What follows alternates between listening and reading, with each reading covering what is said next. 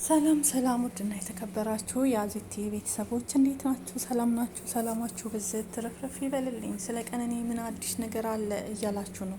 አዲስ ነገር ነገ ነው ያለ። እንግዲህ የቀነኒ አዲስ ነገር ነገ ነው። ነገስ ምን ይሆን ብለን ሁላችንም በጉጉት ስንጠብቀው የነበረው ነገር ነው። እንግዲህ እንደሚታየው ከሆነ አንዷለም እንግዲህ ነጻ እንደሚለቀቅ ነው ብዙዎቹ ዘገቡት ያሉት ማለት ነው። ነጻ እንደሚለቀቅ እና ነጻ እንደሆነ ነው። እስካሁን ምንም አይነት መረጃ አላገኘንም። ባለው መሰረት ነገ ላይ እንግዲህ ምን ተገኝቶ ክስ ይመሰርትበታል ወይስ ነጻ ነው ተብሎ ይሰናበታል የሚለው የሁላችንም በጉጉት ስንጠብቀው ነው። ፍትህ ለቀነኒ። የቀነኒ ነገር አትርሱት። መረሳት የሌለበት የቀነኒ የትዝታ ነገር መረሳት የለበትም።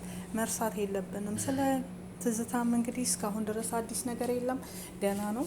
ምንም ነገር ምርመራ ፖሊስ አልጨረስኩም ብለዋል ማለት ነው። ፎቶውን በመስጠት እስካሁን ድረስ እዛ ላይ ናቸው ማለት ነው።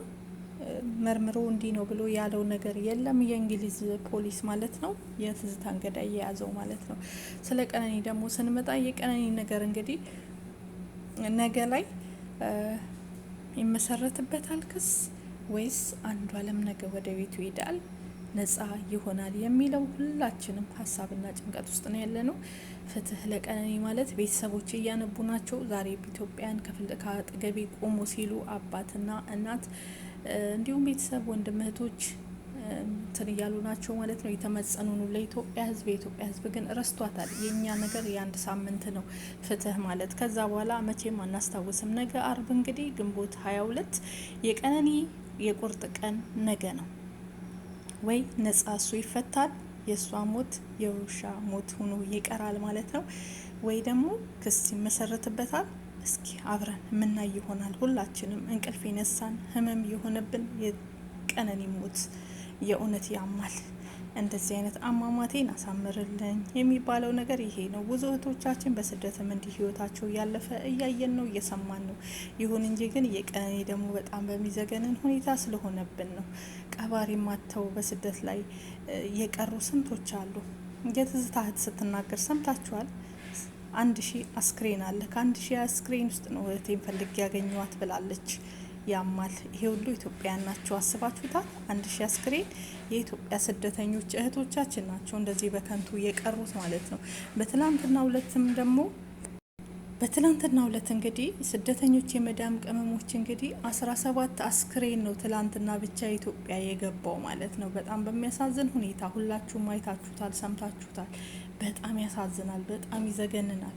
17 አስክሬን ወደ ኢትዮጵያ የገባው ትላንትና ብቻ ማለት ነው። 9 ከሳውዲ አረቢያ፣ 7 ከዱባይ። አያምም? አያሳዝንም? ቅስም አይሰብርም? ይሄ ሁሉ በድንገት ወጥቶ እየቀረ ነው እና በድንገት ወጥተው እየቀሩ እህቶቻችን እንደዚሁ ደመከልብ የሆኑ በምን ያልታወቀ ህይወታቸው ያለፈ ብዙዎች አሉ። በመኪና አደጋ የዛሬዋ እህታችን በቤሩት ላይም እንግዲህ በመኪና አደጋ ህይወቷ አልፎ ነው ቤተሰቦቿ ዛሬ ተገኝተዋሉ።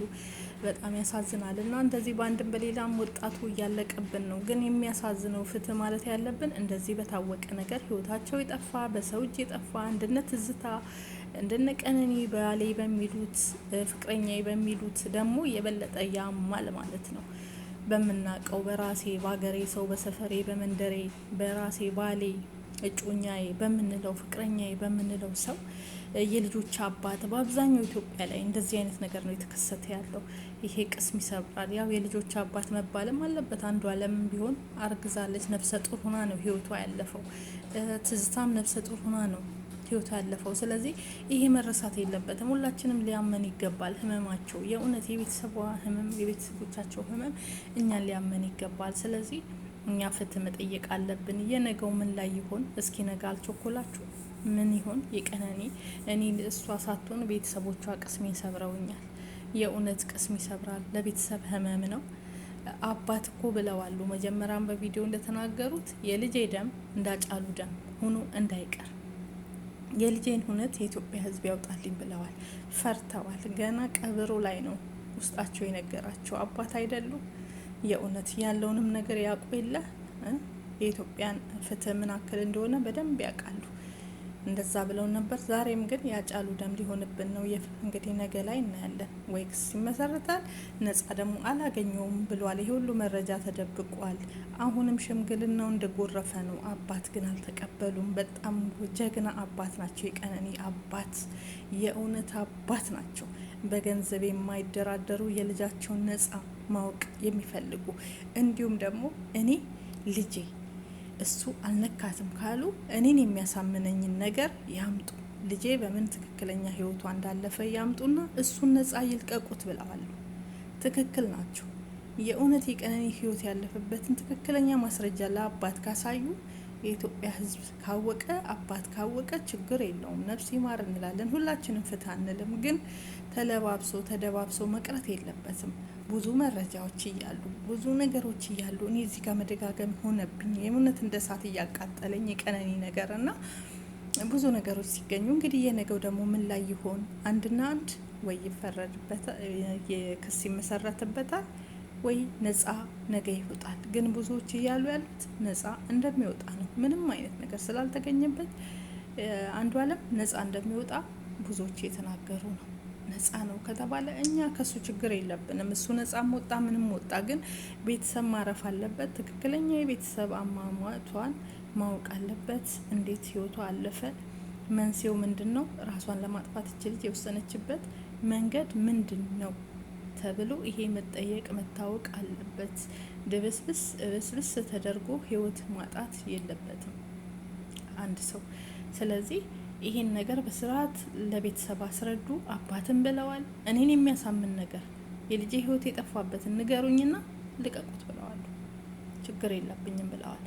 የኢትዮጵያ ህዝብም ችግር የለበትም። ምክንያቱም እሱ አንድ ግለሰብ ዘፋኝ እንጂ ምንም አይደለም። ከማንም ጋር በምንም በኩል አንዱ አለምን ከዘፈን ውጭ በምንም በኩል ማናችንም የምናውቀው ነገር የለም። ኖርማል ኢትዮጵያዊ ሰው ነው፣ ዘፋኝ ነው። ምንም አይነት ነገር ከሱ ችግር ያለበት ኢትዮጵያን የለም። ሁላችንም ግን የዚች ልጅ እውነት ይታወቅ፣ እውነቱ ትክክለኛውን ነገር ይነገርና ገፈተርኳት እንጂ አልገደልኳትም ሲል ይሄ ብቻ እኮ በቂ ነው። ግን ያው ምን ያደርጋል፣ መናገር ከባድ ነው በአሁኑ ሰዓት።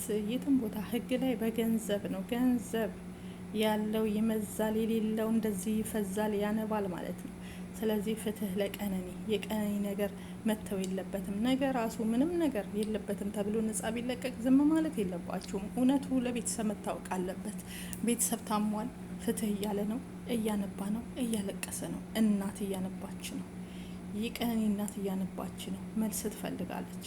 የቀነኒ አባት መልስ ይፈልጋሉ። የልጃቸው ህይወት ያለፈበትን እውነት ይፈልጋሉ። እውነት ናፍቋቸዋል። የኢትዮጵያ ህዝብም እውነትን ማወቅ ይፈልጋል። ስለዚህ ፍትህ ለእህቶቻችን፣ ፍትህ በግፍ ለሚገደሉት የሁላችሁም ድምጽ ይሁን። ድምጻችሁን አሰሙ። የነገውን በጉጉት ተከታትለን እናቀርብላችኋለን፣ ምን ላይ እንደሚደርስ ማለት ነው። ላይክ፣ ሼር፣ ሰብስክራይብ አድርጎ ፍትህ ማለት አትዘንጉ ቤተሰቦቼ የእውነት